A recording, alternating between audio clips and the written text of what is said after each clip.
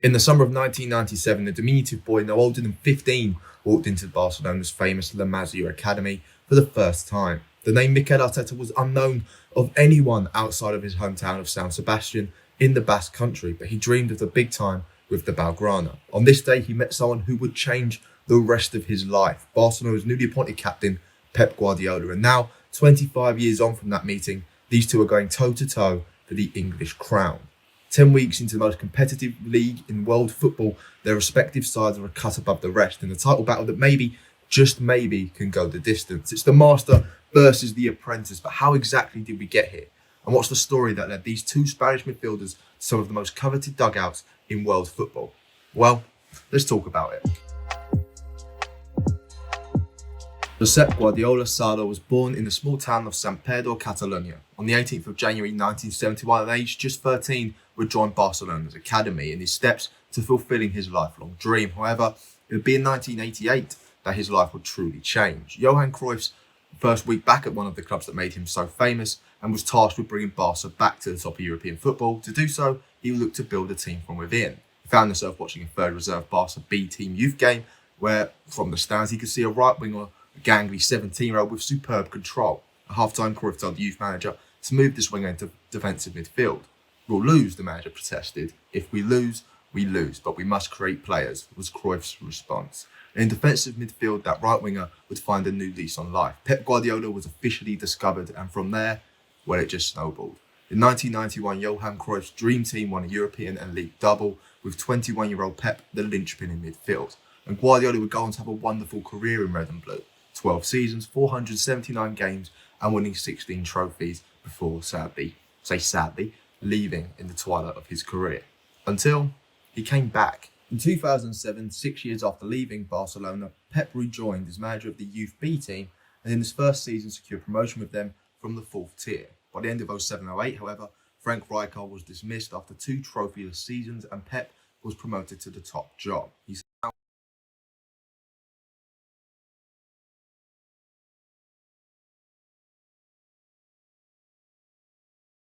Pedro Busquets and Pedro from the B team, and welcoming back Gerard Piqué from Manchester United.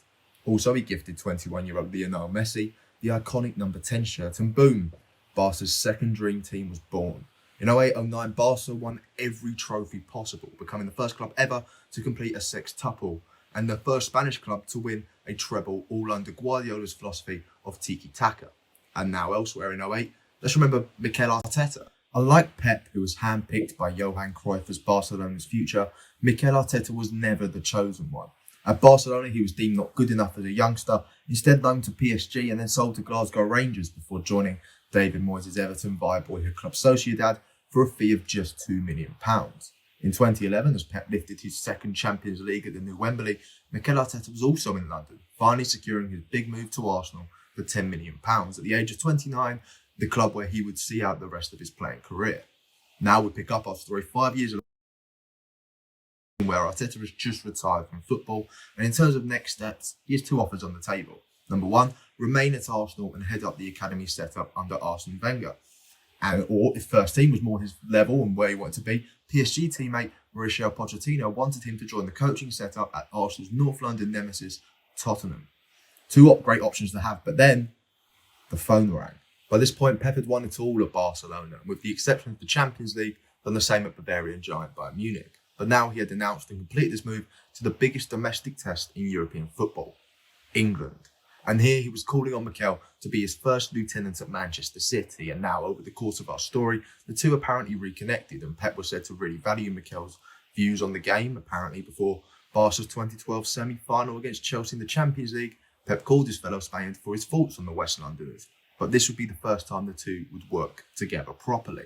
And well, it didn't go too badly.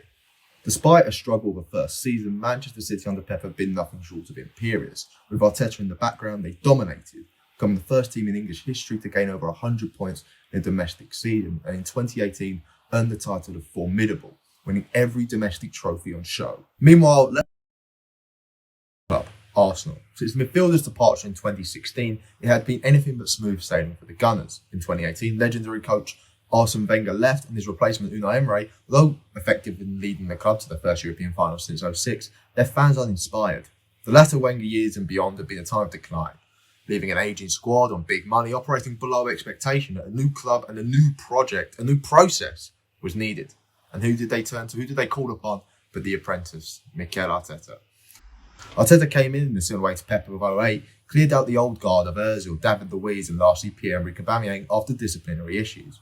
He began moulding this side in his own image. Important signings were made by Ben White and Martin Odegaard, whilst investing in the youth of Bukayo, Saka, Emil Smith-Rowe and Gabriel Martinelli.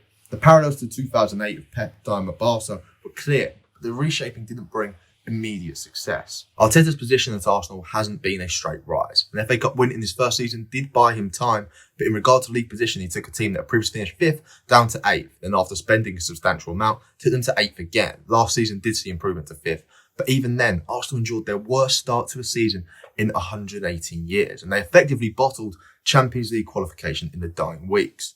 But looking back, there were small signs. Look at these two graphs from The Athletic. You see the beginnings of a proto-Manchester City style of play developing last season. And this season, Arsenal have come out firing. Especially the signings of Olex Zinchenko and Gabriel Jesus from Manchester City and the new youth of William Saliba give this sense of a new Arsenal, a different Arsenal, that is ready to take on the elite once more.